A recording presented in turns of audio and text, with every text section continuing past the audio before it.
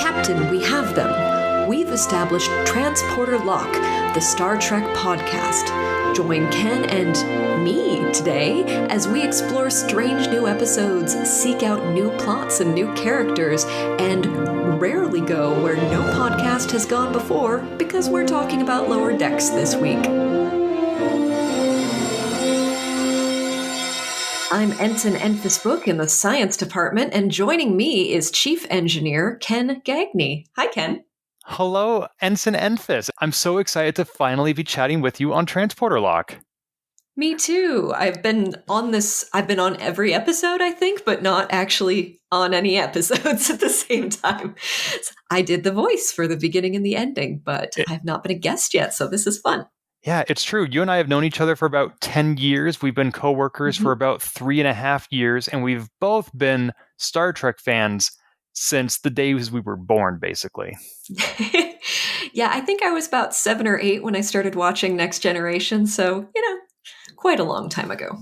Were you watching it from the day it premiered? Because you and I are the same age, so did we start watching the same night? I don't know if I don't think I saw the very first episode. My brother was into it, and I do remember it being a really terrible season 1 episode that I just sat and watched with him one time, and I was like, that was neat, and he said that was terrible. And so that's mainly what I remember. There's something about the mud monster thing. I don't remember the exact episode title, but it was not, in hindsight, it was indeed not good, and it was before that show grew the beard. The mud monster sounds like Armis in the episode Skin of Evil where they killed Tasha Yar. I think that was the one, yeah. Yeah, that was very early. That was in the first season. I started watching the night that it premiered, which was 35 years ago this past week. TNG just turned 35, and people like Gates McFadden and the likes were tweeting their memories of the show. I think we're so fortunate that the cast is still alive and well and able to come back for Picard so soon. No, I mean, not so soon, but soon from now. Because there are other Star Trek shows where, of course, the original series actors have passed on. Voyager, some of the actors have not done so well and don't really do the cons, but everybody from TNG, I mean, that's where it started for you and me, and we're still here and they're still here.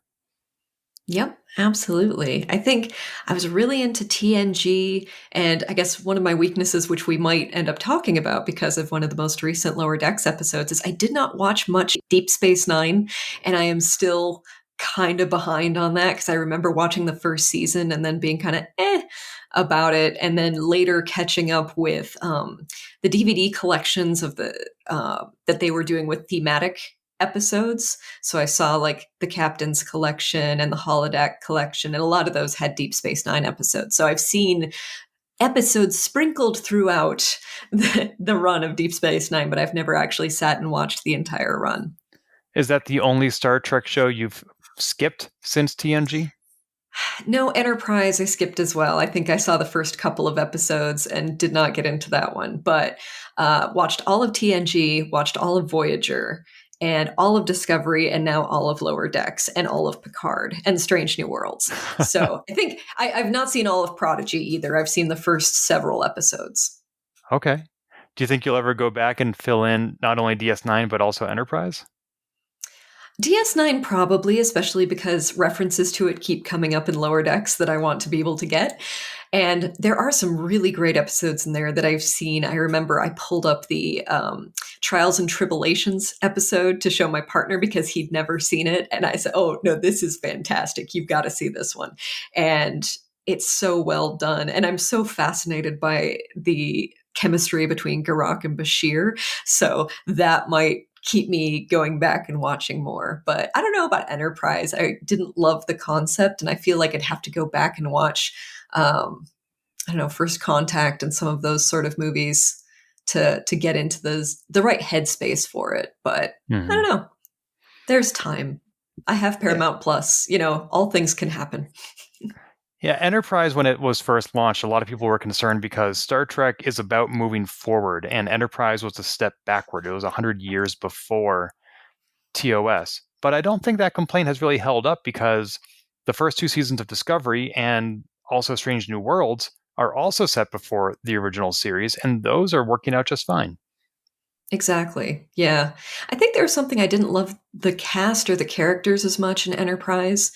Um, but I love Discovery and I love Strange New Worlds. So I don't know. It might be worth going back. It might have been the theme song bothered me with kind of the country thing was so different from every other Star Trek intro. So Well, that's partly because when they first released Enterprise, they didn't even call it Star Trek. It was just called Enterprise.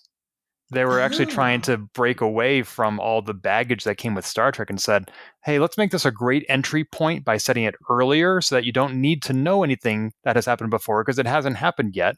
And we'll just call it Mhm. Enterprise and we'll trick people into watching a Star Trek. Interesting. I didn't know that backstory about it.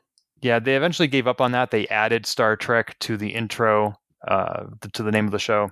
And they really, especially in the fourth and final season, really dug into the history of Star Trek and laying down explanations for what happens next, like uh, what happened to Khan Noonien Singh and who was responsible for his augmentations, and why do some Klingons have bumpy foreheads and some do not? And what happened We don't to, like to talk about it. especially with Offworlders, yeah. But they even had Yeah. tie-ins to the Mirror Universe and to TOS, and some of that stuff Hmm. actually came back in Discovery, for example. So it didn't really matter in Discovery. It was just like an offhanded mention. But Hmm. I thought the fourth season of Enterprise was great, and the third season was 2 years after 9/11, and they did this like whole terrorist season-long plot where they were trying to stop people from attacking Earth. And Hmm. some people felt it was a little too soon. Other people felt like Enterprise was best when it was episodic as opposed to a whole season long arc. But Mm. but of the Star Treks you Yeah. have seen, what was your favorite series? Well, until like 2 years ago, I would probably say Next Generation, like most people. It's the first Star Trek I got into. And I realized I also haven't seen all of original series at this point. I've Me seen neither. probably half. Um, and I can't remember if I mentioned I have seen all of Discovery when I was rattling off the Star Mhm. Treks before. But yeah,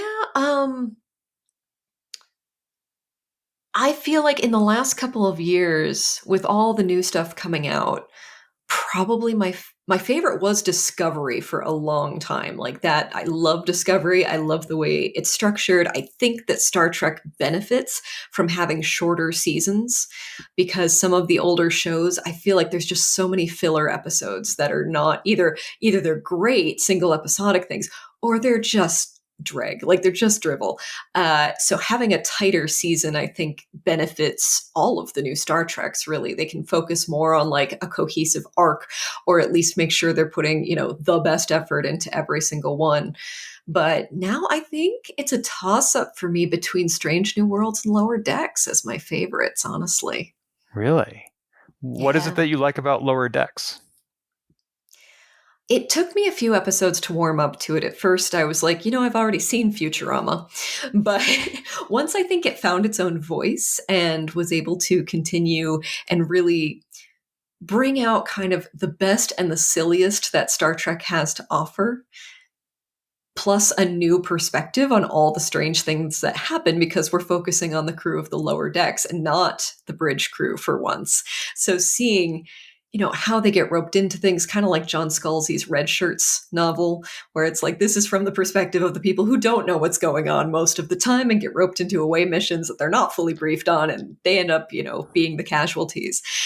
Uh, and Strange New Worlds has that great campy opulence of original series that is so endearing and enduring, but with a modern effects budget. So it looks amazing, but that's still very colorful and very campy and doesn't take itself so deeply seriously, though it does cover some serious issues. I think it strikes just such a wonderful balance between the serious and the silly. And Lower Decks really goes hard on the silly, and I like that a lot too. I've often wondered why Star Trek was not breaking out into other genres, because Star Trek is a setting, it's a time and a place. It's not a Mm. kind of story. Like you could have the TV show Friends set in the world of Star Trek. You could call it 10 Forward, and they had never done that. So Yeah. it's exciting for me to see that they're finally getting it, that they can do other kinds of stories in Star Trek and still have it be Star Trek. And Lower Decks is their comedy series. Hmm. I love it so much. Like, I just have had some of the best out loud laughs with this show compared to a lot of other comedy series where maybe I'll chuckle a bit. But this show has made me laugh out loud to the point where I've had to rewind little bits over and over because I didn't hear the following dialogue because I was laughing too hard. And you're laughing because you get the joke. You have all the lore and all the background Mm. needed to get all those references. And still, I know there's a lot of references I don't get because I didn't see all of Discovery, all of original series. Like, there's some that my partner gets more because he has seen all of original series and I think all of DS9, and probably has read some of the novels and everything like that. So we have different amounts of experience, I guess, with it. I had seen Voyager before he had, so we worked through seasons 4 through 7 together on Voyager. It was a probably third or fourth time rewatch for me and first time watch for him. And I was like, I'm not going to make you watch the first few seasons. They're not great. They didn't grow the beard until about season 4, in my opinion. So it was interesting. And then there were still a lot of filler episodes, and we're watching it like, yeah, I feel like if they had had 10 episodes a season, this could have been so much stronger. But that wasn't the culture at the time. One of the things I like about the longer seasons, or maybe this isn't the longer seasons, but the fact that it was on network TV, is they would have to fill 1 hour with commercials to do a story. And so sometimes they might write a story and they'd be like, okay, this is a 50-minute story and we have 5 minutes of commercials. We need another 5 minutes of content. Let's do something about Data and his cat, or Geordi growing a beard, or Tasha Yar talking to Wesley Crusher about drugs. There were just all these small character moments where when you're Hmm. only telling the story you have to and you're not filling time, you get a little bit less character development. Yeah, I've heard that, especially as a criticism against Discovery. And Right. generally speaking, I actually disagree with that comment about Discovery because they managed to make the plots bring out the characters and how they react to different things. I mean, seeing Tilly's arc over the few seasons we've had of Discovery, she's a very different character than she was in season 1. And it's all been earned because of the different positions she's been put in through the plots. So I don't know. I felt like they managed to do both in Discovery really well, but that I realize is not the majority opinion, or at least it's not the loudest opinion on Discovery. I really love the characters on Discovery. There are people on the bridge crew who have not had as much opportunity to be developed, but I think that just leaves room for more interesting things they could do in the future. Like they have hinted at, a couple of different story arcs that haven't fully developed yet for some of the other bridge crew. So I think there's a chance. Discovery has done some of those moments well, but I think not as well as some of the other series we've been watching lately, especially Strange New Worlds and Lower Decks, your two favorites of the new series. I think Mm, we got to know those characters much faster. yeah, I agree. I think because the beginning of Discovery focused so much on Michael's perspective, we got we didn't get as much opportunity to get to know everyone else because we were seeing Michael's story. And especially, but after that third episode, everything takes a hard right turn. And what we thought the show was going to be about, suddenly it's not.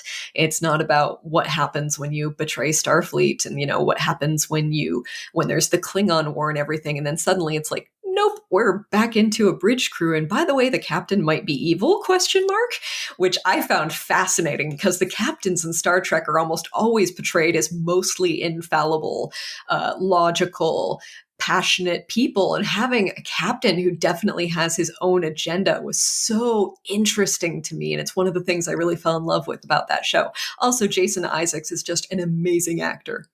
And you got to meet him. I did for about 5 seconds to take a photo. It went slightly viral when I posted it on Twitter because it's like I kind of looked like Tilly in my Discovery uniform, though my hair was much shorter and I had glasses on. But or maybe no, I don't think I was wearing glasses for that shoot. But yeah, he was very nice, and I basically was like, I had my 5 seconds, said, "Hey, can we do a thing like this where you're looking very disdainful and I'm looking enthusiastic?" He's like, "Sure," and that was pretty much the extent of my interaction with him, other than he complimented the uniform and said, "That is a nice uniform. Mercifully not as tight as the ones we had to wear." So I'm like, yeah, I imagine that gets uncomfortable over time. Well, that's a nice But yeah, detail for him to share. yeah. Well, What conference or convention was that at?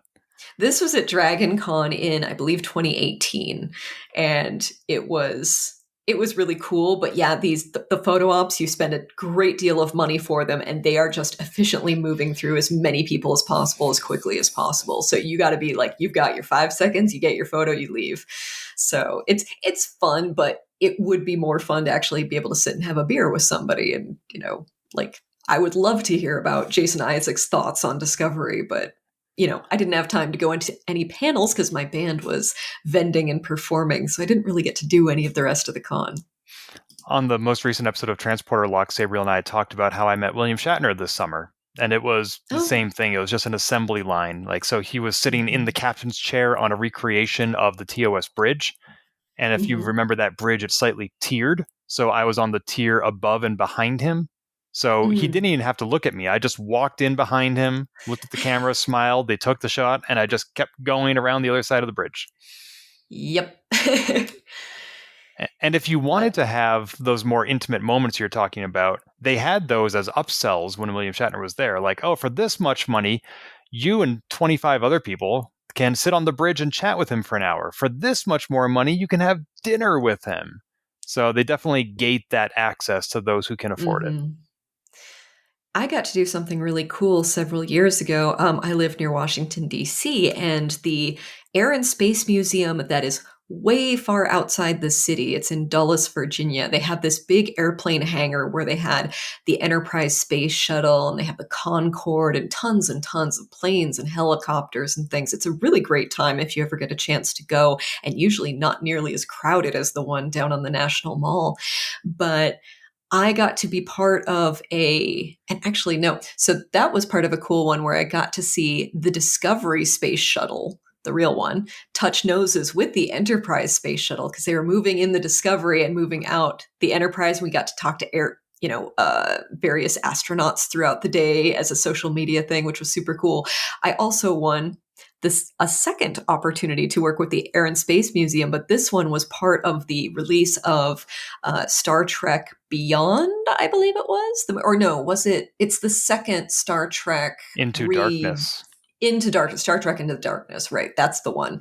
So part of what we got to do is we got to submit questions to be considered to be asked of several members of the cast of the movie and the current astronauts on the International Space Station, as well as an astronaut who was on the International Space Station and is currently on Earth.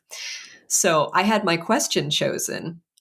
By the time I asked it, the people who are currently on the ISS had to log off. So it was just this former astronaut of the ISS, and then it was, a couple people from the movie. But I said, which for the people who'd been on the ISS, which Star Trek captain do they think would do the best in the ISS? Ooh, great question. Yeah. Yeah. And I asked everyone the question. So the people who were actors in the movie were like, oh, I couldn't say because I haven't been there, which is legit. But the astronaut who'd been on the ISS said, and this is going to be one of those things where a name falls out of my head. The captain from the show Enterprise, Scott Quantum Leap Bakula, guy. Jonathan Thank you, Archer. Scott. Yes. He said, I think Jonathan Archer because we actually got to meet Scott Bakula, who came and like did a thing with NASA. So he's the only one I've met. Therefore, I'm going to give it to him, which I'm like, I mean, okay. But it was really fun to get to ask that question over a live stream. I didn't actually get to meet any of the actors, but like I got to ask them a question, which was pretty fun. No, I think that's a great question. And it's actually a great answer for reasons other than the one they gave, because when Archer went into space, that was the first Warp 5 shuttle or spacecraft, and it was still very rough. It was not a Mm, luxury pleasure ship like Picard's Enterprise was. right. They still had seat belts and there was very little luxury. There were no holodecks. The food replicators were rudimentary at best. I'm not even sure if they existed yet. So it was most similar to what the ISS astronauts have experienced. So Archer would be able to go into the ISS and be like, oh, yeah, I get this. I've lived this. Hmm. Yeah. Not nearly as comfortable as as the Enterprise or the Cerritos for sure. Yeah. Now, see, if there was a Star Trek, as opposed to asking me which one my favorite is, which one would I want to live in? Next Generation. Mm. Mm. Gosh, that's a really great question. I would probably go with, the Discovery, just because, and I suppose it's okay to say spoilers because this is a Star Trek podcast, but the idea of being able to jump 900 years in the future while terrifying on some level is so fascinating on another level. That was a really interesting place they took the plot. And also being able to go to an alternate dimension, which I know they did in other Star Treks, but it got a lot more time and consideration in Discovery. And I just think there's so many cool opportunities. Plus, the spore drive has so many great places you could go, or very unknown places that wouldn't be practical to travel with regular warp engines. So yeah, I think I'd say Discovery. Plus it's, comfy enough. Even though it's still pretty early on, they had replicators, they had 10 forward or the equivalent, so I think I'd be fine. Still, I would find it, although fascinating to see what happens to humanity in 900 years, also somewhat traumatic to lose access to everything and everyone I know. Yeah, that's the terrifying part for Yeah. sure. Like, if I can go 900 years into the future and take you and all my friends with me, yeah, let's do it. And in a way, that happened to a degree for the folks on the Discovery. They at least got to go as a crew. And it did mean saying goodbye to their friends and family forever, which is certainly woof. And they had to make the decision really quickly, as I recall. And I like that they dealt with the trauma fallout of that in the show and how not everybody adapted well. And I think that's really legit and very interesting. They all had different experiences of what's that like. Yeah, Tilly was finally able to move past her mother's judgment, partly because her mother was no longer alive. I mean, she didn't explicitly Mm-hmm. say that, but I think it was a contributing factor. And you're right, Yeah. at the end of season 2, Michael said she was going to pilot the Discovery into the future herself, and everybody else was like, no, we're coming with you. Mm-hmm. Michael would have had a very different experience of the future if she had been by herself. Well, she was for a while, like, because she ended That's up true. way far away from the Discovery and she had to kind of find her way back. So she had that whole arc, which was also really interesting. Yeah, she landed a year before everybody else. Mm-hmm. Wow. And she had to find Book, and then they did some interesting things, maybe not legal, That is with so kind of rife for smuggling and things. Yeah. novels and Oh, comic yeah. books. Yeah. Or even just some of those shorts that they do sometimes in between the seasons, where it's like, here's a couple of quick short stories from Star Trek, which they did with Saru and a couple other folks. They haven't done those in 3 years. And I think the reason is because Discovery was sort of the flagship show of this new network, CBS All Access. And they didn't Mm. have, for people who are signing up to watch Star Trek, okay, you watch your 12 episodes of Discovery, and then there's nothing else for another year. So they wanted to give you an incentive to have something to keep watching. So they did the short treks. But now they have Picard and Prodigy and Lower Decks and Strange New Worlds. And I think I read somewhere that in the last year, there have been only 7 weeks where there was not Star Trek on the air. Wow. Yeah, that Yeah. would make sense. I was reading a statistic. I can't, of course, remember the exact numbers, but a surprisingly large amount of people stream hop, like streaming service hop throughout the year. Like they'll get Netflix just to see whatever show has a new season that they want, and then they'll end that subscription, and then they'll get Paramount Plus so they can see Picard, and then they'll end that to go to HBO Max. And that's one way people are saving money so they don't end up spending 60, $70 a month on multiple streaming services. And I wanted to do that with HBO Max and Paramount Plus, but they keep releasing things I want to see, so I can't. I'm like, no, but I want to see this. So they've figured out the formula to get me hooked and keep spending money every month on these services, even though there are many of them. Yeah, I have a Trello board where I have one column for each network and a card in each column for the shows I want to watch on that network, so that if I get Mm-hmm. access to it for a month, I know exactly what to prioritize. So I have not actually started hopping because I feel like I don't watch too much TV, and when I do, there's enough on the few services I already have. But my mother just signed up for Peacock, which is the NBC service that she can continue watching Days of Our Lives, the soap opera she's been watching for 57 years.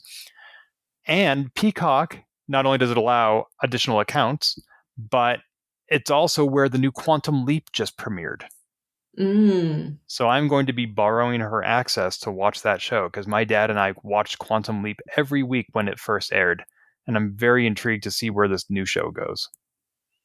Yeah, I've heard about that. I only saw a couple of episodes back when it was on the air, so I'd be very interested to hear. Let me know what your experience is with the new series. I'd love to hear. Yeah, that's one of the reasons I was so into Enterprise when it came out. I remember it was college graduation week, and I was at a bar at a party with some friends, and Enterprise was going to premiere 4 months later. And my friend TC told me who the new captain was going to be, who was going to be playing the captain. And when I found out it was the actor from Quantum Leap, I think I fell out of my chair. Like I tilted back and just fell right over because I was so excited to see Scott Bakula back on the air.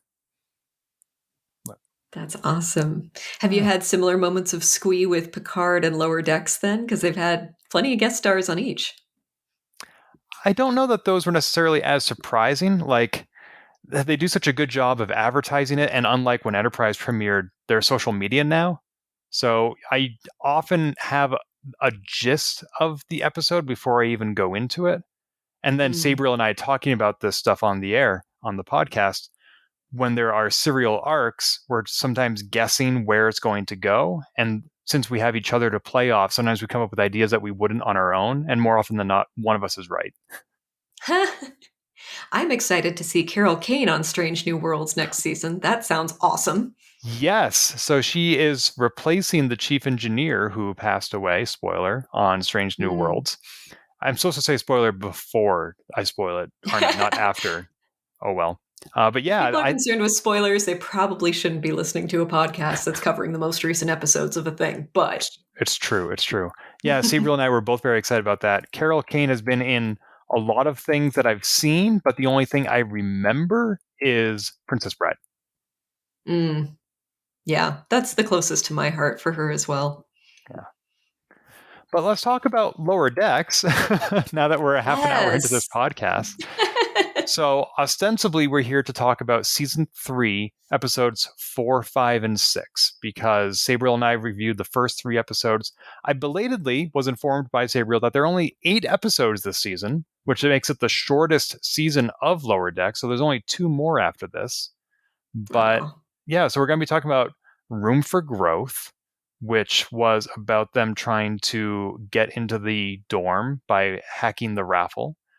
The episode Reflections, where Rutherford learned some things about his own past while Mariner and Boimler were working a recruitment booth. And Hear All, Trust Nothing, which, well, we'll get to that. That's a big episode. But let's talk about... There's a lot happening. Yeah, it's a lot. So let's talk about Room for Growth. Any particular thoughts or any favorite moments from this episode? Because you just recently rewatched the entire season to prepare for this podcast, right? Well, I watched the most recent 3 episodes in preparation. Okay. Like I rewatched them both, so I've seen them all twice. But yeah, so Room for Growth starts with the captain being possessed by a strange mass called Manuki and is turning the entire Cerritos into their temple, causing the engineers to go and have to like convert sacrificial altars back into, various bits of equipment. And it's great. My favorite, they end up getting so stressed and working so long that the captain insists the engineers go to the Dove, which is it's a spa for Starfleet people to go and relax. They monitor your stress levels with little cuffs that go yellow if you're stressed or green if you're not. And I just loved the line. Of course, I wrote down the line and I didn't write down who says it, but just saying, "You are a bleeping pile of stress." And I laughed out loud at that because I'm like, yeah, that's a big mood for the 2020s so far. Yeah, it was nice to see the characters actually be stressed because in a lot of Star Trek shows, they just sort of go with the flow. They're accustomed to these weekly traumas and they just move past them as quickly as they can. But no, these characters are stressed out and they all cope with it in a different way. And I appreciate that not everybody deals with stress the same way. There are different ways to healthfully address stress. Exactly. And so the conflict in that episode being between the engineers who are trying to de-stress by engineering on the down low while they're at this spa trying to figure out, oh, hey, this will make the ship more efficient. We could design, they're designing something in the Zen sand garden. They're coming up with schematics and the captain just keeps getting more and more frustrated at them because they're not trying to relax in her mind. They are making themselves more stressed and focusing on work too much. But they actually seem to really enjoy that. So it's an interesting way that it deals with that subject. So, Enfys, let me ask you, how do you deal with stress? It is something that I have been reading up on and considering for quite some time, especially lately. So I read a really interesting book called Sacred Rest that talks about there being multiple different kinds of rest. And we tend to think of rest as you're sitting or lying down doing nothing in particular, like you are physically resting. And that is one way you can deal with stress, but there's also things like creative rest, especially if you are in a job that requires a lot of, methodology and there isn't enough room to be creative, then doing something creative on the side, even though it is active, can be stress relieving or can be a form of rest. Also, by reading something very different from your required reading for your job or anything can also be restful. So for me, I have a bunch of different tools for dealing with stress, and sometimes they work better than others. But I do have a daily meditation practice. I do a daily yoga and stretching, and I've been trying more recently to make more time for reading for fun because I think that's my favorite way to deal with stress is a little escapism into some sort of novel. Hmm. When you How about said you? a daily meditation, is there an app that you use for that? I have in the past. I'm currently not using an app because I'm trying different types of meditation that are ones I have learned that I don't think I need a voice guiding me through. But I used Headspace successfully for about, I think I had a 500-day streak, was where I thought, okay, I can probably stop here and see, reevaluate if this is still the right thing for me. And ultimately, it was like, okay, I've taken the techniques I've learned from Headspace and from another couple things, and I've varied up my daily practice a bit so it doesn't get boring. Yeah, I've tried some of those apps without as much success as you had. Perhaps I just needed more dedication and diligence. I don't know how I deal with stress. I don't feel like I get stressed that often. I'd rather just deal with the thing. But Mm-hmm. sometimes those things are out of my control and I Mm-hmm. can't do anything about it. So in those cases, I find just spending time with other people, talking with friends on the phone is a really good help. I mean, this is a different question from how do I relax, which includes reading novels as you do, playing video games, going for long bike rides. I really enjoy. But actual stress, maybe I'm more stressed than I realize and I'm just in denial. One of my favorite ways to unwind, especially if it's been a difficult day, is I like to watch Loading Ready Run playing horror video games on a show called Let's Nope. And often I'm going back to old episodes I've seen many times. Like I'm rewatching their playthrough of the remastered Resident Evil 1 right now, which to me, it just never gets old. And there's something about having that buffer of comedians between me and the game that makes it less scary. Because I used to not like horror at all. I did not like being scared recreationally, but I found that jump scares are actually good for my anxiety because they resolve the stress cycle. It's like, oh, the tiger got me. I can relax now. As opposed to, yeah, it's weird. It's kind of contrary to what one would think, but I do find it actually really relaxing to watch people play horror video games and make fun of them sometimes because some of them are pretty terrible. I used to think I didn't like horror movies at all, but then Transporter Lock alumna Susan Arndt had her own horror movie podcast called Long Legged Beasties that I started Hmm. listening to. And it helped me realize that there are, of course, subgenres of horror. Horror is just a broad Mhm. category. And I started being able to identify subgenres that I actually do like. And that requires some experimentation where I saw horror movies that I would prefer to not have seen. Uh, Mhm. it was a great way to discover new genres that I didn't realize that I liked. Yeah, same. Like, I'm not into slasher movies, I'm not into torture porn, but I do like ones that are rooted in a really good mystery or a survival kind of context, like, um, A Quiet Place. That That is one of was the a ones I love. fantastic horror movie. Yeah. Yes. No, because it's built around more of like a puzzle of how do we survive in this context. I think it's really interesting. Yeah. And yeah, there are some games that kind of explore in that same way. There's a lot of your traditional haunted house games, but those are usually mysteries you're trying to solve, like what happened here? Why is it haunted? hmm The two things I liked about A Quiet Place are A, the villain is not a human. So Mhm. movies like Saw, for example, Yeah, I not my can't. jam. No. Nope. And second of all, it has a relatively satisfying ending. Yeah. And the You know, sequel did too. yeah, and I'm told that it's actually part of a trilogy, so I'm looking forward to the next movie in the series. Yeah. Yeah. I have trouble seeing any kind of body horror. I really try to avoid. That's not something I enjoy. But yeah, ones that are rooted in mystery. And I should have thought of this too, is because Aliens has been one of my favorite movies for my entire adult life, and I will rewatch that as many times. It is technically a horror film, but it's also an action film and a mystery film, and it's got all these other components to it. And yes, there is some body horror with it, but it's not to the level where I get really squicked out.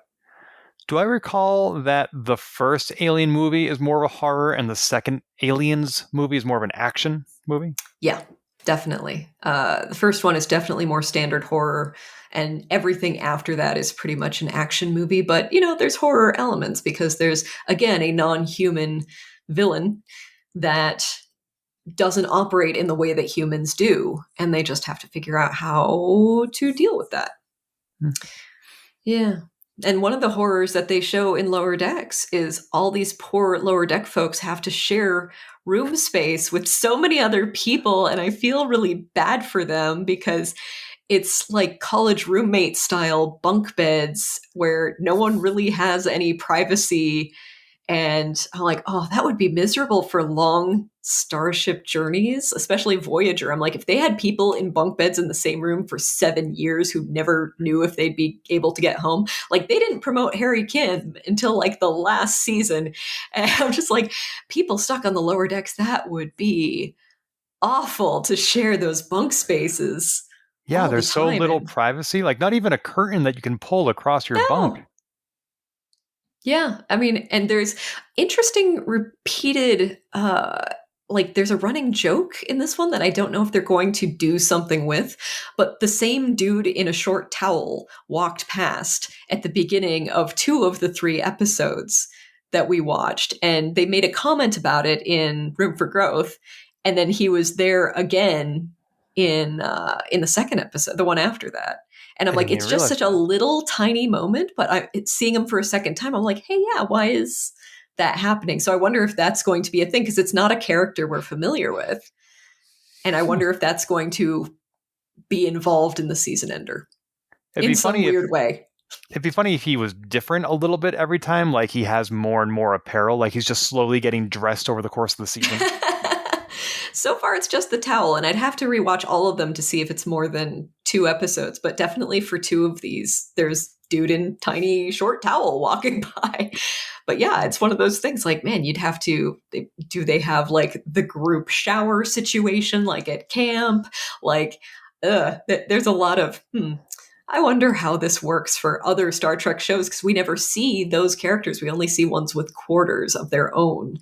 And I would hope that they would realize that far in the future. There are enough introverts in the world who will not function well constantly being around people, and maybe set up space to accommodate people in individual bunks. But Have we had many introverted Star Trek characters? Because they all require like daily interaction with your crew, which of course introverts are capable of, but we don't often get to see their downtime, so we don't really know how they behave outside of those forced work interactions. It's a good question. I feel like Rutherford is probably an introvert who has learned to function in a more extroverted way because he really likes to focus on a project and really likes to just go with that for a long time. And I think he likes having his friends around. He definitely likes having Tendi around and likes to work as a team to solve a thing. But I think he's also very comfortable on his own, probably. That's And true. possibly Tendi as well. Really, you think so? Yeah, I think Tendi is probably an introvert in that she probably functions better with, one or two close friends and doesn't seem to have like a wide network on the ship of people she hangs with. She's sweet, she's friendly and polite, but I think she really likes having like one or two or three people she can depend on and is just trying to, especially seeing after the most recent episode where she talks about her parents and what she was raised to be. She's trying to be the opposite of what she was raised, like in the pirate culture of the Orions. So I think part of that is withdrawing into herself a bit more. Mm-hmm. Yeah, we get to see her and her crewmates go on a little adventure in this episode through the underbelly of the ship, which I Mm-hmm. enjoy being able to see other parts of the ship that we don't normally have access to. It reminded me a little bit of Enterprise, because in Enterprise there was this one, I forget exactly what room it was, maybe it was near the engine, but it was where the gravity on the ceiling is pulling that way and the gravity on the floor is pulling that way. So if you stand right in the middle of the room, you're actually floating. And I feel Hmm. like we got to see some of that in this episode. So it was fun to see them trying to game the raffle and also go up against that awful delta shift. Ugh, Delta shift, they're yeah. the I worst. really enjoyed the anti-grav chamber part, like Boimler saying, "I'm anti-grav boy, protector of the lower decks" was so adorable. I laughed at that line. And just all the and we're used to seeing the pristine sort of hallways and bridge and everything like that. We don't see the dirty parts as much. So seeing like underneath the hydroponics bay and there's these roots of plants that are not necessarily safe for humans to be around and the oxygen levels are not as good. It was really neat to see them explore all of that stuff and to see Boimler and Mariner get really surprisingly high in the environment without enough oxygen around the interesting plant. That was really funny. I was surprised that such a room exists without more precautions, but I did enjoy that.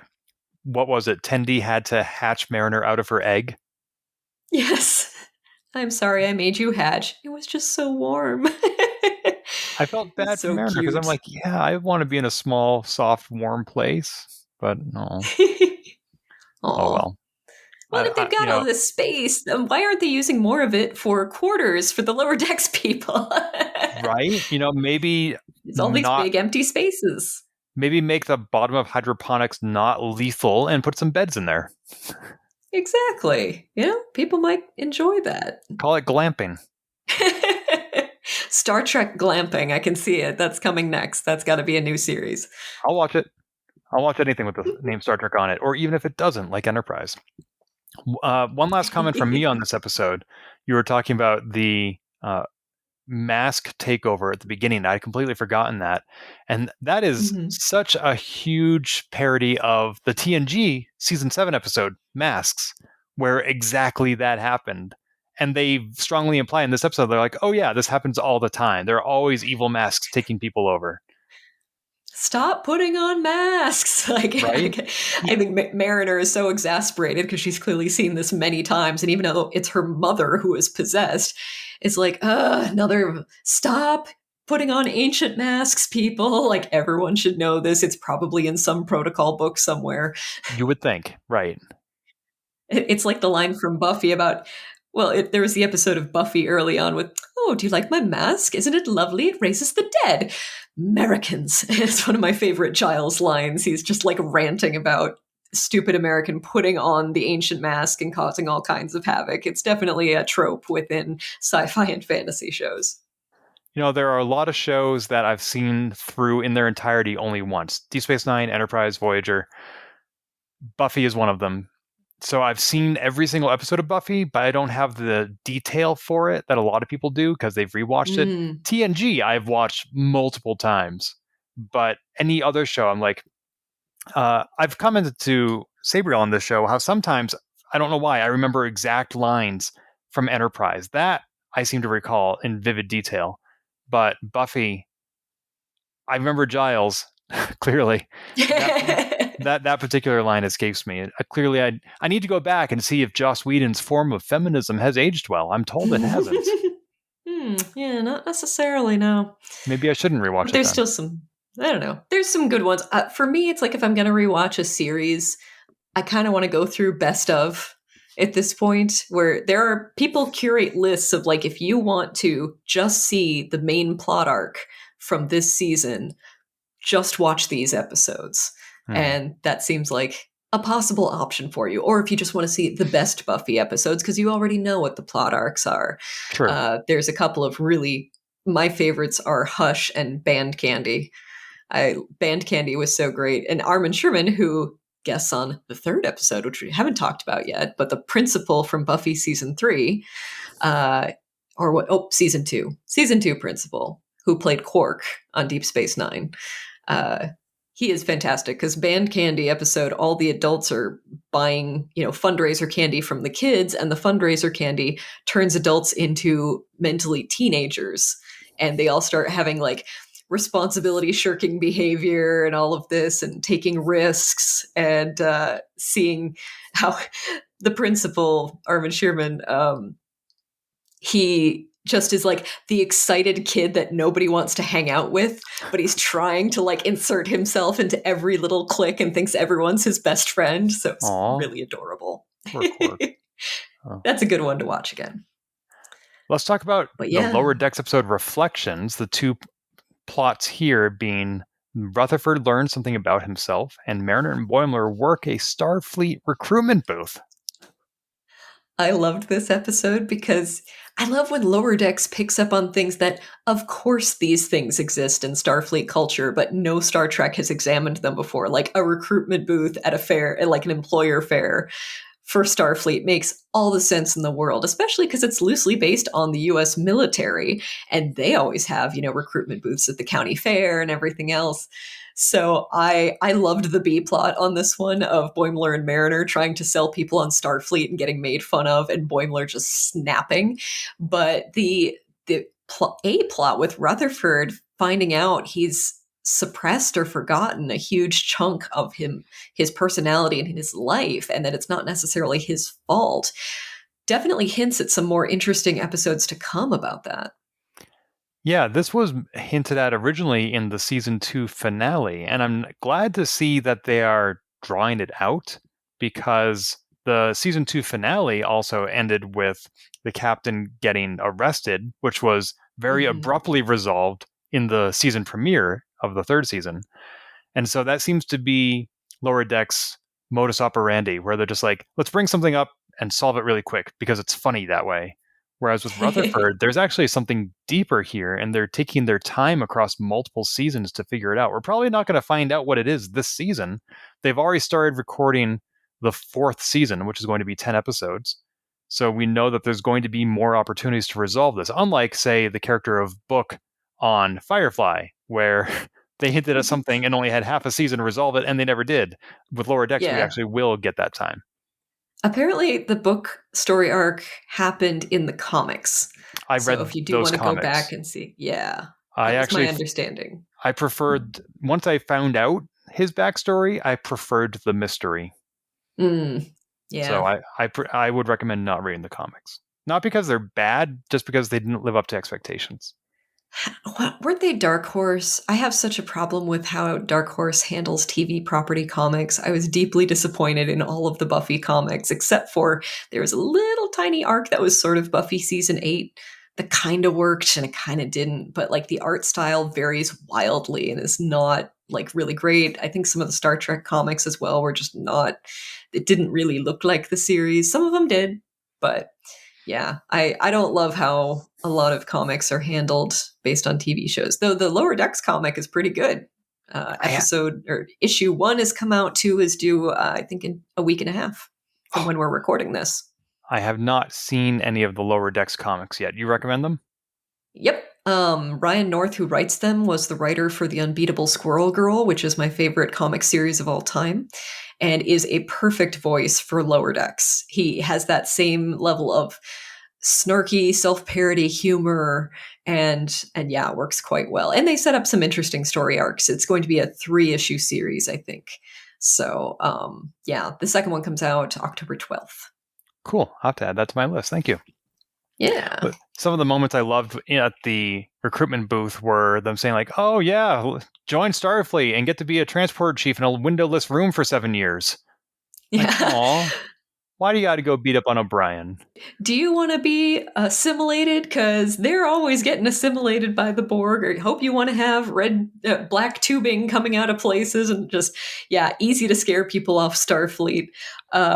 I loved a couple of my favorite moments for this with the Rutherford story arc. I loved that he was able to use his imagination to create a ship to win a race against his former self, and he created his friends within that ship to help him. And I was just, oh, like that's such a great. Rutherford is. It's a tie between Rutherford and Tendi for my favorite character on this show. They're both so good, and seeing that just pure cinnamon roll moment of just, sorry, the Onion headline of cinnamon roll too good, too pure for this world. He is a cinnamon roll. He is too good, too pure, and seeing him win with the power of friends and power of friendship just it touches my heart. But Yeah. equally, I enjoyed seeing Boimler lose himself and go off on a fury tangent while running the booth for the recruitment booth when we all thought Mariner would be the one who would lose herself and go off. But Boimler just reading the riot act to everyone else who was there, like with all these deep references to like, stop trapping people inside of games. And I failed the Kobayashi Maru 17 times. The doctor didn't spend 7 years in the Delta Quadrant for you to question his agency. I think that was my favorite because I loved Voyager. And like someone actually saying, no, I would like to join Starfleet if I get confidence like that. He just told a Ferengi to bleep, bleep, bleep, bleep, bleep. Like it's the long sentence bleeped out. I laughed so hard seeing that. It was super funny. Yeah, I loved the references. I got the one about the doctor, and ultimately Commander Ransom approved of this approach. Yeah, that was also surprising. And I think that's one of the things that the command cannot do is like read the riot act to folks who have made life harder for Starfleet. And I think they just lived a little vicariously through Boimler in that moment. They're like, yeah, you're going to have to spend a night in the brig, but, no big deal. His friends got to hang out with him. Of course, if Mariner had done the same thing, she would have been in a lot of trouble. It was only okay because Boimler did it. Right, exactly. There's a short leash on Mariner this season, and it's kind of interesting to see how she's coping with it. Although in the next episode, her coping mechanisms kind of revert to her usual style, and we'll see what the fallout, if any, from that is, because she ends up stunning all of her girlfriend Jennifer's friends, basically in a fit of pique. Yeah. I want to ask you, though, before we move on, about Rutherford. Do you have any theories as to why somebody wiped his memory? I'm more curious about who wiped his memory than the why will come with that. But it sounds like he was part of some not above board experiment, possibly within Starfleet, probably within Starfleet if they keep him there because they want to keep tabs on him. But yeah, I don't really have any suspicions as to who, or they show them very blurry and the voices didn't ring a bell. So it'll be interesting. How about you? I don't think they've given us anything. I think it's going to be something completely new. I don't think it's going to be a reference to some other deep Star Trek fact or lore. Gosh. I mean, they made it sound like the young punk Rutherford was building racing ships like pod racers from Star Wars or something, and one of his ships exploded. And that all seems like sensible. That is a self-contained story to me. Like he was in an accident. They had to do some cybernetics to repair him. So where do these other characters, these potential admirals come in? Like what were these racing ships being built for or by whom or with whom? And why would an admiral be involved in races? I don't get it. There's a lot we're not being told here, which is fine. I'm not looking for answers yet. As I said, I like the way they're stringing it along, but yeah, I don't think we have enough to go on at all right now. No, but I do like the hinting too at, there are people in Starfleet who are not super ethical. It was part of what I enjoyed about Discovery is like, oh, this is a different kind of captain. So who is this admiral who is doing something really shady that involves Rutherford? It's pretty fascinating. It could be something to do with Section 31, That would make sense. which once you have finished watching Deep Space Nine, and I know Section 31 has been in other series, but you'll really appreciate it more after DS9 because that's the show that invented Section 31. Oh, interesting. Because then it shows up in Discovery. So, And even a and it's little going to bit get in a Enterprise. spinoff. Yes. Is this? Yeah, the spinoff show is still happening, right? From what I hear, yeah, I think they want to end one Star Trek series at this point because they have so many before starting another one. And Hmm. the third and final season of Picard is right around the corner. So Hmm. maybe once Picard is done, I think then they'll give Michelle Yeoh her show. Yeah, I'm excited for that one. I will watch Michelle Yeoh in just about anything. Like her character, I think was drawn out a little too long in Discovery. Like I think they could have wrapped up that story arc a little sooner. But she's so fun to watch. She's really good at that character. I've been a fan of hers since I saw Goldeneye in the theater many, many years ago. Or not Goldeneye, Tomorrow Never Dies was the one where she was one of the Bond girls. There's a big motorcycle chase with her. I'll have to go rewatch that because for a lot of people, kind of like who's your doctor, who's your Bond, Mm. often is the same question as who was your first Bond.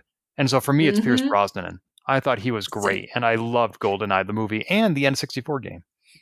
Ah, I was very bad at the N64 game, so I didn't. I was bad at the N64. I did not like the controller layout at all, and I was just generally terrible at it. But there is a podcast from Loading Ready Run, who I mentioned before. They do a podcast called From Rewatch with Love, where two of them who love James Bond rewatch every single James Bond movie in order and then have a podcast dissecting it. And the podcasts are longer than the movies. So Of they're course. usually 2.5, 3 hours long, but they're so interesting and entertaining and they get into some of the behind the scenes. So that podcast, which is one of the few podcasts I will listen to because it helps me fall asleep because it's kind of entertaining, but also I don't feel bad falling asleep because I'm not going to really miss much. But it inspired me and my partner to watch all the James Bond movies during the lockdown part of the pandemic. And so yeah, I have a lot of James Bond opinions that are probably not for this podcast, but yeah, I still appreciate Pierce Brosnan. And GoldenEye holds up reasonably well. There's some parts of it that seem pretty dated now, but I still liked GoldenEye and Tomorrow Never Dies. Well, maybe you and your partner need to launch a James Bond podcast. Yeah, with all the extra time I have. Right. Although I will say, you will get another chance if you didn't know to play GoldenEye when it comes to the Switch with online play very soon. I would probably also not be good at that. Like generally, first-person shooters are not my axe. I am not good at them, and I don't find them super fun. But maybe. Yeah, no, same here. I've tried the Halo games, not my jam. I like Metroid Mhm. Prime because even though it's first person, I wouldn't call it a shooter. It's a different genre with the Mm, same perspective. But yeah. that's a tangent. Yeah. Oh, one of the reasons I read that the Section 31 series has not started yet is due to Michelle Yeoh's revitalized film career. Ah, since Everything Everywhere All at Once movie, yeah. Well, she did that. She was in the Marvel movie Shang-Chi. She Hmm. was in Crazy Rich Asians. And Hmm. I'm sure there are other movies, but that's 3 big movies in 3 or 4 years. Television sometimes gets a bad rap in Hollywood. It's like where Hollywood actors go to die. Mm. And Or where so, they never graduate to film. exactly. I don't, I mean, the facts may support that. I don't agree with the judgment that's inherent in it. But if there are those who do feel that way, then I can see why she would rather be doing movies instead of Star Trek right They're probably more profitable for less work, I would imagine. Spend 8 to 16 weeks shooting a film and you get millions versus you spend many, many, many hours shooting a season of television. But now that they're shorter seasons, maybe it's less so. But it seems like television's turning out a full-length movie every week for these shorter seasons. So it's like the same amount of entertainment, just condensed. Are you watching Rings of Power? I've seen the first episode. Just thinking about the length and production quality of that show, it is like a movie every week, which is also one of the reasons why it's the most expensive TV show ever made. Makes sense, yeah.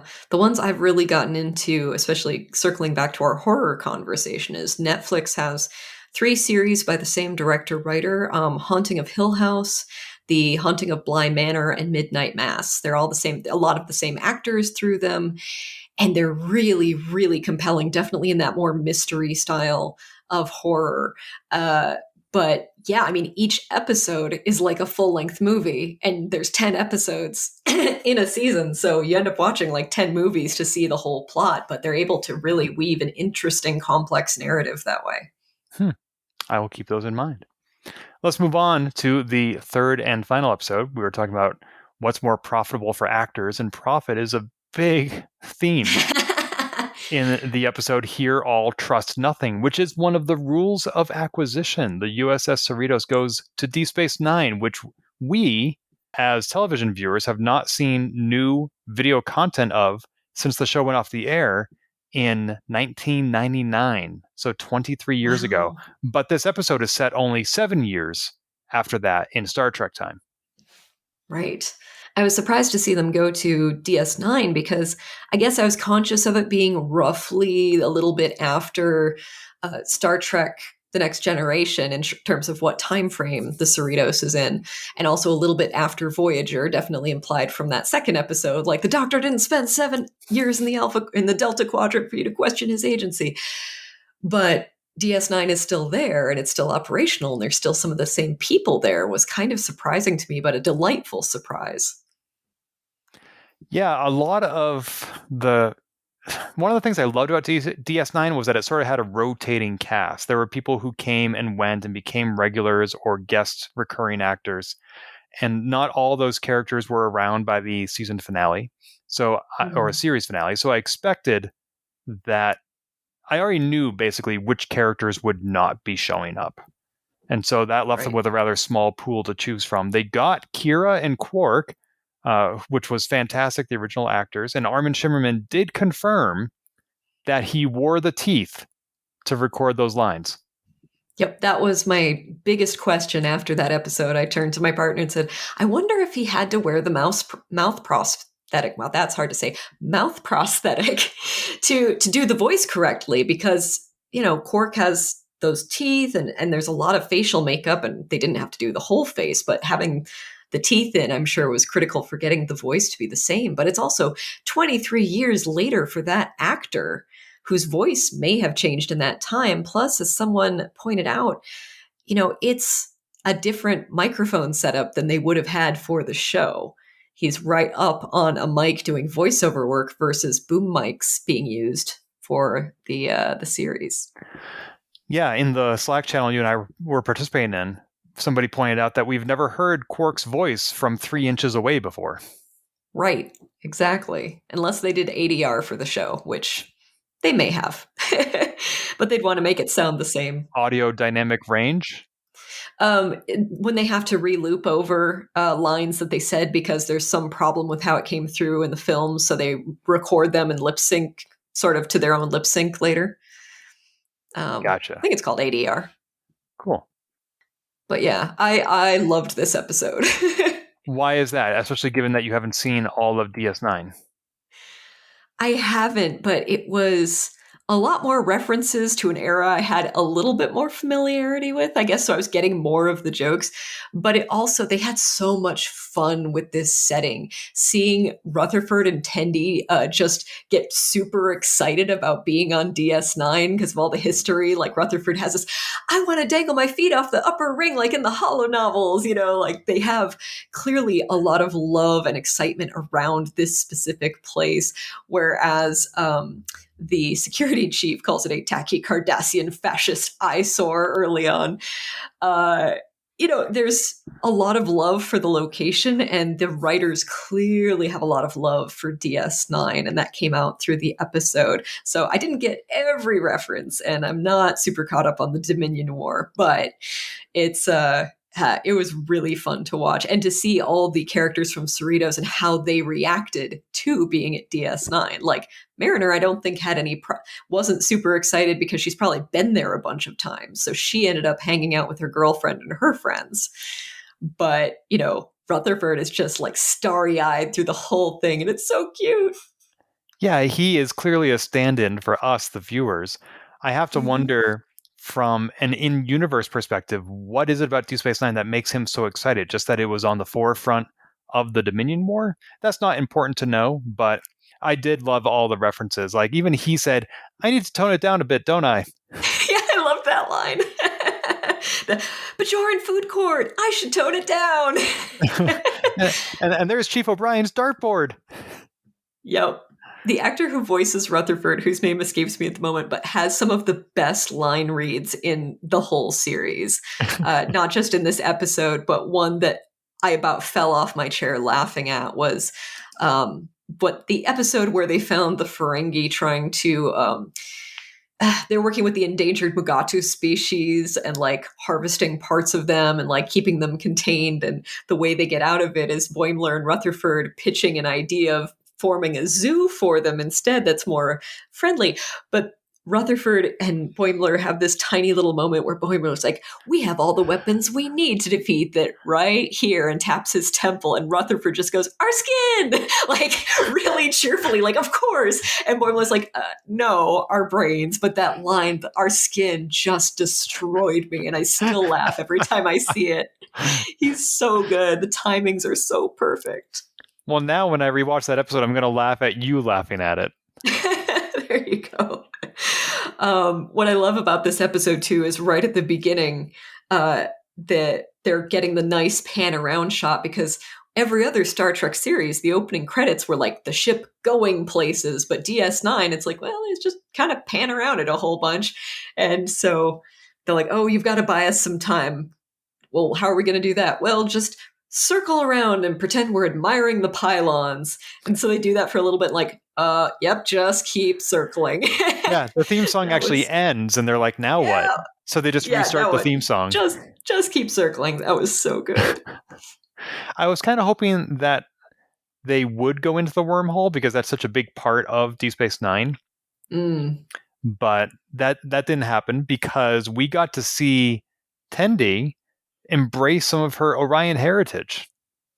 Yes, and in such an interesting way, because she meets another Orion who I think might be the only other Orion we've seen on the series. Check me on that, but I think at least the only one in Starfleet. Yeah. Yeah. So he is the most annoying person to Tendi, because he's way overdoing the whole, oh, I'm Orion, we're all pirates, we do this, and like trying to bond with Tendi, but it's having the opposite effect. She's just annoyed by him because she's trying to reject most of her heritage and what her parents did, which was pirating. She's like, it's not cool, I'm not proud of this.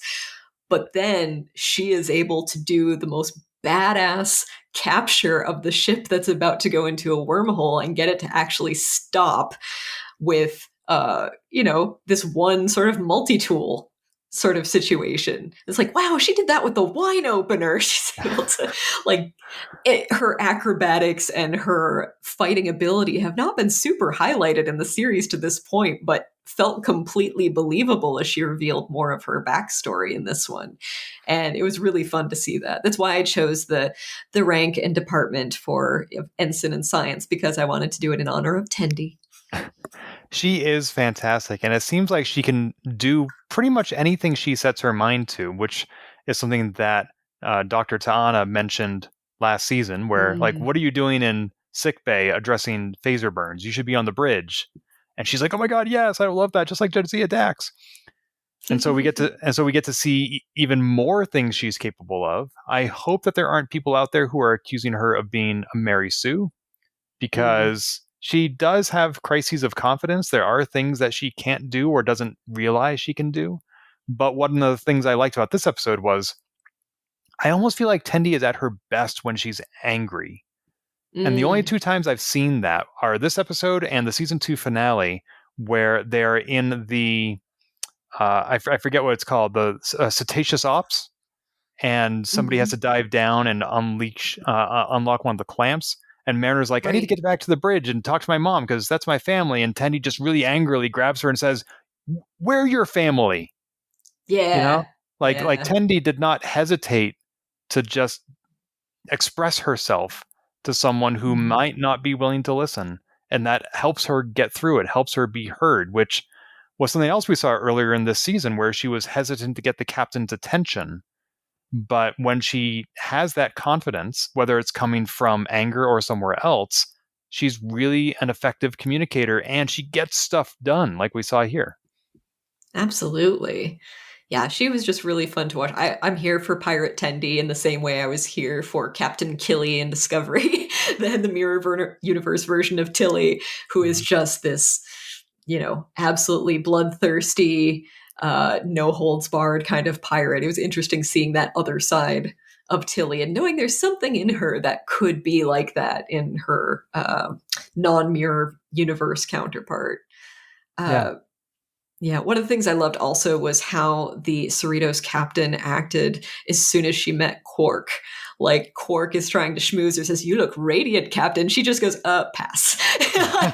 like not even going to pretend. Just nope, nope, get away. Not interested.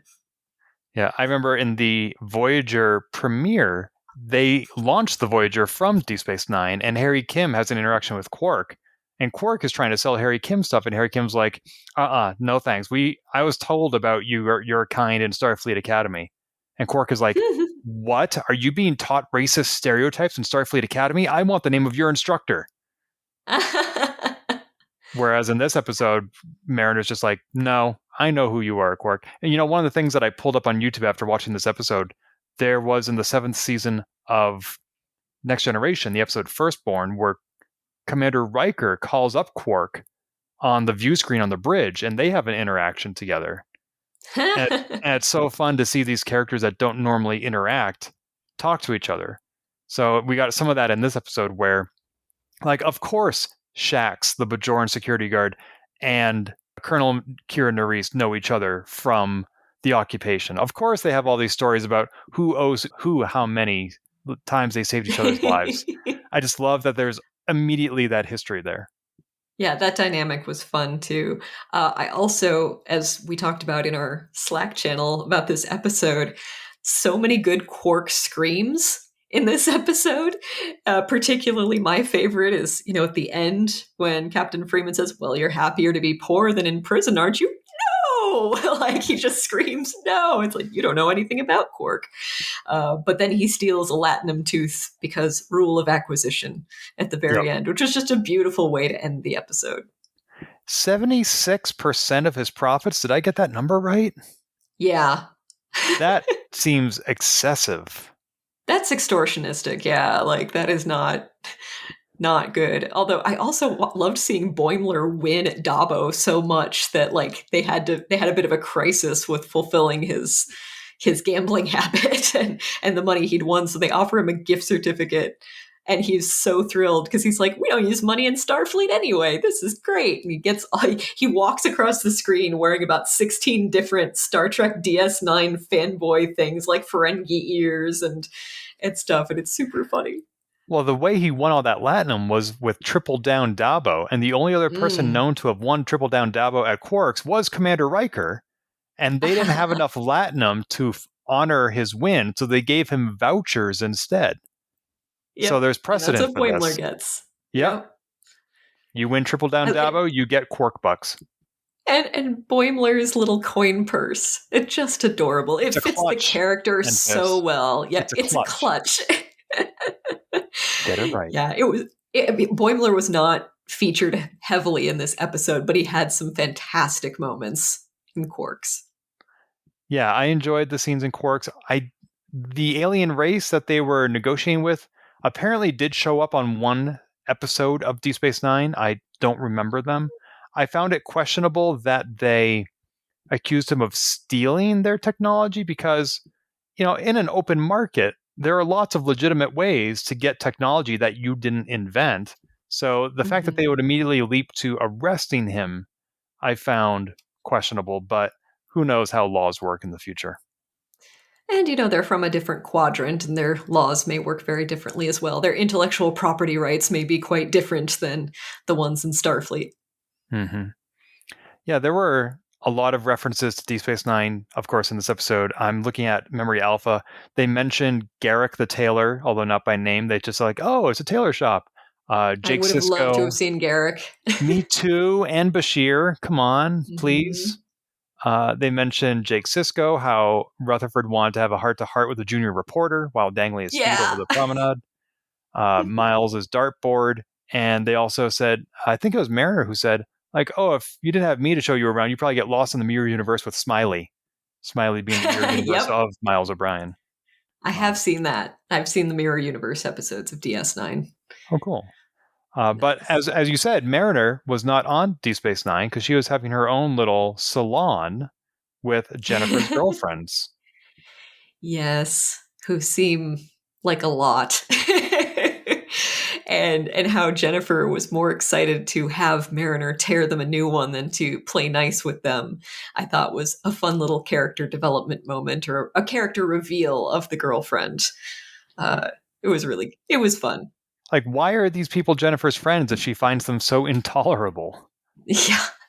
I can see it because we all sometimes have friends from way back. Especially, we've noticed this on Facebook. Like people we used to be friends with a long time ago, who we now just have this tangential relationship with, can sometimes turn into people we don't like over time. And it's awkward sometimes to distance yourself from that. So that's kind of what I felt was going on here with Jennifer. It's just, Hmm. these were the friends from college or whatever that, we're not really the same anymore, but I should at least see them while I'm there. Are you enjoying the progression of Mariner's and Jennifer's relationship?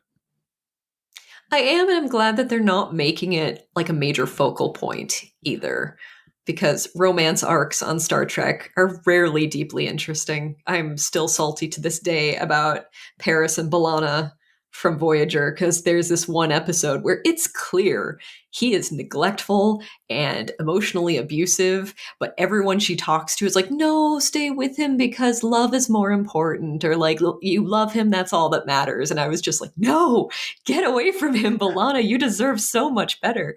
There's a Facebook group called Tom Paris is a Garbage. And yeah, I have feelings about that whole arc. So I'm glad when they don't dwell over much on romances in Star Trek. And I think they're using it just enough in this season where it doesn't get annoying or intolerable. And it's cool to see more queer relationships on Star Trek as well. One of the best Star Treks for relationships, in my opinion, was Deep Space Nine. There were Mm-hmm. quite a few on there that, granted, were heteronormative, but seemed natural and not forced, like perhaps B'Elanna and Paris were. Mm, So that might be yeah. something you can look forward to when you do finally sit down to watch all of DS9. I mean, I'm going to watch it mainly for the love story of Bashir and Garak. I think Garrick. I think that's what's going to keep me watching it because their initial meeting is so funny. And somebody on Twitter set it to the Wii Shop music I remember and put that. all these little captions. Oh, it's so good. And seeing that the actors really latch on to the whole, they were clearly a coded gay couple on the show. They just couldn't actually make it that. And they have performed romantic fanfic of the two characters on Zoom for people. Like they embrace that. And the actor who played Garrick has said, no, I was playing this 100% as a queer love story. Like whatever they told me to do is just, nope, that's exactly how I'm playing this. He is hitting on Bashir. Bashir doesn't know what to do with it, but is clearly intrigued. They have a whole James Bond episode of the two of them that's just hysterical. So yeah, yeah. Yep. And they talk about that in the DS9 documentary, What We Left Behind. Hmm. So, I think I got most interested in it and getting back into DS9 from Matt Baum's uh, queer culture cruise. video podcast or vodcast or show on YouTube where he had a whole episode about Deep Space Nine and sort of the queerness or the resistance to queerness on that show. Yeah, Matt, has actually been on my Polygamer podcast a couple of times. He's a great guy. Awesome. Yeah, I'm really impressed with his work. I really like his show on YouTube. He does awesome stuff and makes very engaging content. Oh, fun. You're talking about relationships on DS9 not feeling so forced. Interestingly, the soap opera-ness of the show is what turned me off when I was first watching it when it came out. Is I just felt it was way too much of a soap opera. There's way too much, I guess in some genres you'd call it courtly intrigue, but it's just like, I don't know, it didn't work for me, but I was in my teens then, and maybe I would appreciate it more now than I did then. I don't know. I remember people saying that it was like Days of Our Lives in space when it first started. I think, like any Star Trek, the first couple of seasons were a little rough. Well, like any Star Trek except Strange New Worlds. Strange But New Worlds came out swinging. Actually, Discovery came out swinging as far as I'm concerned too. I thought it was strong right from the get-go. But yeah. But back in the 90s, I mentioned earlier that my mom watches Days of Our Lives. I used to as well. And there was one episode in the 90s where one of the main characters just I think he was like Hungarian or something. And one day he's just like, "Oh, by the way, my cousin is in town visiting." And the cousin Mhm. showed up on that one episode in like one scene and never again. I don't even know why he was there, but I immediately recognized, even without all the makeup, it was Andrew J. Robinson who plays Garrick. Oh, awesome. Because he has this way of like opening his eyes really wide and having this smirk on his face, like he knows something that Mhm. you don't, which is perfect for the tailor. And I recognized him Mhm. immediately without his makeup. I was like, oh my gosh. And that actually reminds me of another time in the early 2000s. I was working at GameStop. And one day somebody came in to buy a game, gave me his credit card. I looked at the name on it. It was Andrew J. Robinson. And I was like Garrick from Deep Space Nine? He's like, not the same one. And I don't get that too often, actually. So kudos to you. Nice. Yeah.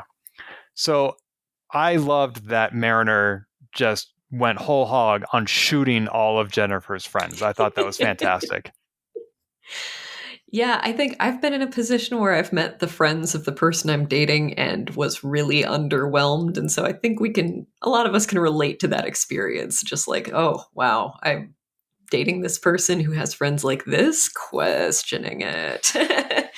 So yeah, I like that she was trying to be on her best behavior and how hard that was. But then yeah, just stunning everyone. I didn't understand why she felt they needed to stun themselves at the end. Although it was very cute that they kiss while they're stunning themselves.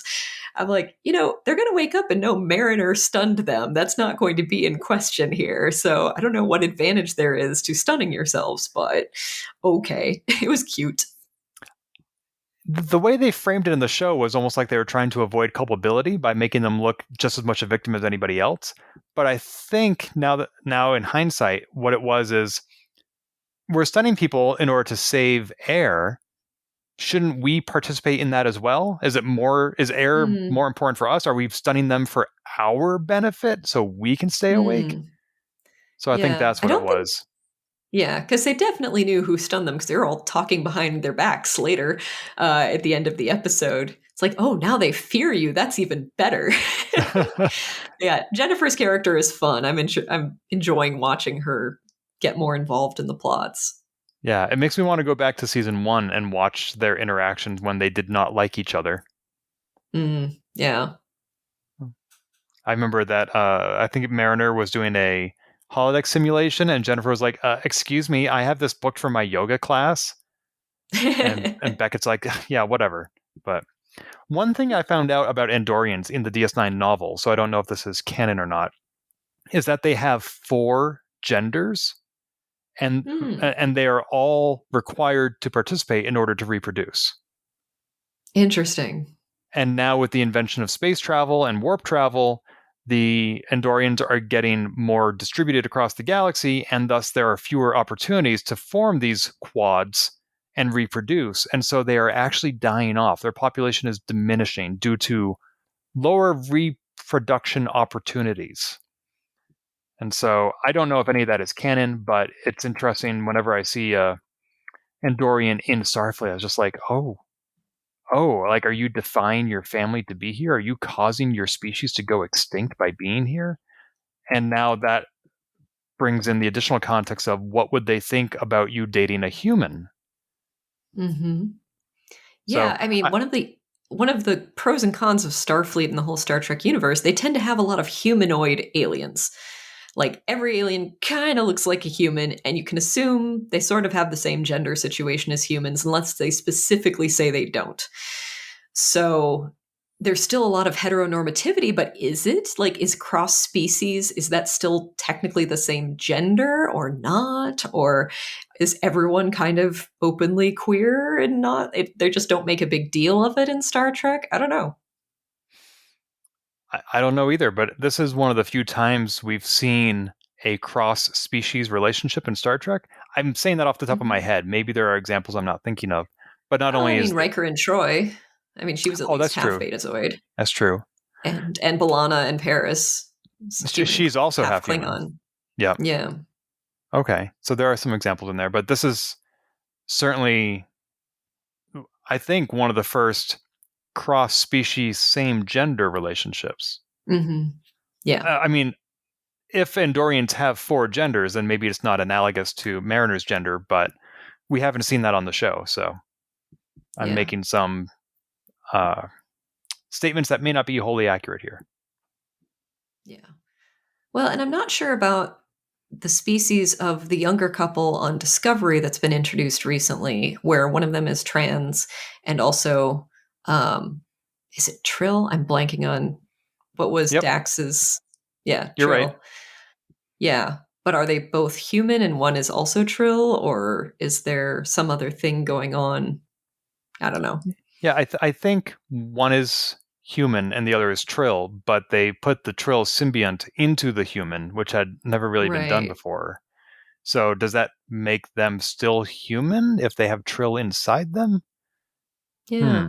Well, they were It does born. make you question that. No, Yeah. doesn't always matter what you were born as. I don't know. Yeah, they Anyway, have Trill of various species, I believe. how do you mean? But yeah.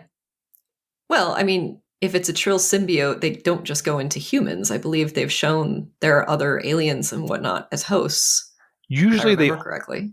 we've only seen Trill symbionts in two species: Trill, which is what Dax is, Hmm. and human, which is both what Adira and Riker was. Because Trill were introduced on TNG, and William Riker Mm, was the temporary host for a symbiont. Uh, interesting.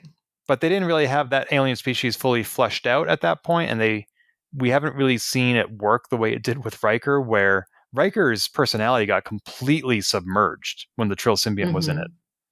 Hmm. And Yeah. they really made out whoever was carrying the symbiont to just be a host, almost like a blank body. And clearly that's not Hmm. what it is. It's a merging of personalities and histories. So Yeah. who knows? Who But knows? Yeah, they showed a bunch of them in Discovery, and now I just can't remember. Did they all look kind of the same or not? Or I don't yeah, know. they did But it go to the is a Trill dying homeworld. race. Hmm. Yeah. Anything else to say about Hear All, Trust Nothing? Oh, it was just a delightful episode. I'm probably going to rewatch it a bunch. I feel like I need to watch it again. I think when I first watched it, I felt like maybe it was a little too fan servicey, but maybe I just need to not be so judgy and just sit back and enjoy the show. I mean, Lower Decks is largely fan service, and that's It's part of true. what I love about it. It's, oh, here's some stuff that's referencing, like, if you saw this original series episode with this, you're going to get that joke, and if you haven't, you won't. Like, a lot of little hidden jokes and things around, like that one collector episode where they're just finding all this stuff from previous Star Trek series. Like, Hmm. that kind of stuff is gold. And they don't seem to be wearing out the formula yet, which is kind of impressive. A show that's purely fan service often doesn't stay fun for as long Hmm. as Lower Decks has. And maybe it's because they have so much to mine. I think if I had an issue with this episode, it might have been that DS9 had a lot of funny episodes. The relationship between Odo and Quark, between Odo and Bashir, Mm, were fantastic. the James Bond episode, the Take Me Out to the Holosuite episode, Trials and Tribulations, all fantastic. But the overall tone of DS9 was dark, which Yeah. is in very sharp contrast to Lower Decks. And so I Yes. was wondering how they were really going to meld that. And with just Kira and Quark, it's not like it's a full DS9 episode. So I think I Yeah. just need to go back and rewatch this and remind myself this is not a Deep Space Nine episode. This is a Lower Decks episode.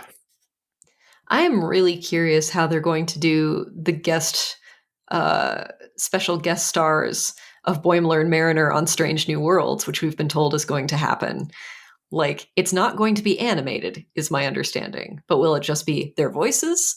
Or how is that going to work? And they've been kind of tight-lipped about how that'll work next season. But I'm really curious to see how it happens. Oh, it's next season? Yeah, for Strange New Worlds. Yeah. Did not know that. Oh. Huh. Well, that will be fun. I didn't know that it would be live action. I believe it is live action is what they've said, yeah. Well, this is something I'm looking forward to even more now. Yeah. I'm excited. I think we've pretty well covered the latest 3 episodes of Lower Decks. Enfys, is there anything else you want to talk about today? Just thanks for having me on. This has been delightful. Yeah. Do you want to plug anything or anywhere online that people might be able to find you? Sure. I am at EnphysBook on Twitter. That's ENFYSBOOK. Also, that is my handle on Instagram, if you want to look me up there. I am an author, and I run a website called MajorRqueerna.com, where I write about magic and queerness. So check me out any of those places. And that's magic with a lowercase m. Magic with a CK at the end. So magic that's more like ceremonial magic and not like magicians kind of thing. And definitely not the card game. Yeah, no, and not pulling rabbits out of hats. Great. I'll put links to those in the show notes. Did you also want to plug your band? Oh, sure. Yeah, I am in a really silly, nerdy feminist band called the Misbehavin' Maidens. And we have our first pro music video coming out very soon, which is very exciting, directed by Laser of the Double Clicks. But we have 3 albums that are available anywhere you can buy or stream music. They are a lot of fun. They are intended for 18 plus nerdy adults because we do swear and we have a lot of what we call single entendre, a lot of jokes about subjects you may not want to have to explain to your kids. I guess in the interest of full disclosure, I should mention that I have backed all your Kickstarters and I have all your albums. And you did a really cool thematic unboxing of, I believe, our first Kickstarter rewards. So the Ken universe and the Misbehavin' Maidens universe have had a crossover event. Aw, and it was live action. Yeah. Although we are very animated individuals. Hey, that's very true. We're basically just Muppets. It's been a pleasure finally having you on the show. And, as you said, you've been on all the shows. I'm looking forward to having you on all future episodes as well. Now, we haven't scripted this. Do you want to sign us off like you do every episode? You'll have to remind me what the sign off is. I think it goes something like, this has been Transporter Lock, a Star Trek podcast. Find more episodes, read our blog, and subscribe to our newsletter at transporterlock.com. For a whole bunch of stuff related to this show, go to transporterlock.com, because I can't remember all that stuff that you just told me. We can just use pre-recorded me to sign us out. I think that'd be fine. It's been a joy being on here, and I am glad that I've at least heard a couple of compliments about me doing the intro and outro. People like how it sounds, so I'm glad. I hope people enjoyed the voice for a much longer amount of time. Well, I certainly have. Enfys, it's been great chatting with you, and on that note, let's have you play us out. If you've enjoyed this episode, please leave a review on iTunes and keep your hailing frequencies open by following us on Twitter at TransporterLock or subscribing to our podcast and email newsletter at transporterlock.com.